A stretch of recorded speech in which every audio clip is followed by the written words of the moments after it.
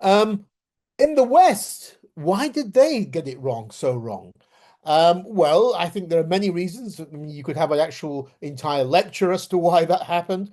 Well, they most of the experts dealing with that with kind of the Russian army and that part of the world are Russianists. They don't understand Ukraine. They don't know Ukraine. Um, Many Russianists in the West assume that they have a kind of a right to be experts on the entire former Soviet Union, including journalists based in Moscow, which is not the case. And they, for some reason, continued to believe as well that the Russian army was the second best in the world, which is the myth that the Russians were saying all the time. Um, and this is surprising because Russia was highly corrupt.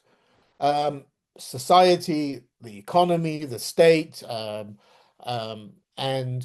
as early as 2010, a US diplomatic cable, which was leaked, one of those leaked on WikiLeaks, described Russia as a mafia state. So why would the Russian army and Russian security services um, be exempt from this mass level of corruption inside Russia? Obviously not. And that's been a major factor in preventing the Russian army from being the second best army. The joke is now the Russian army is the second best in Ukraine, and now with Ukraine's intervention in Russia, second best in Russia.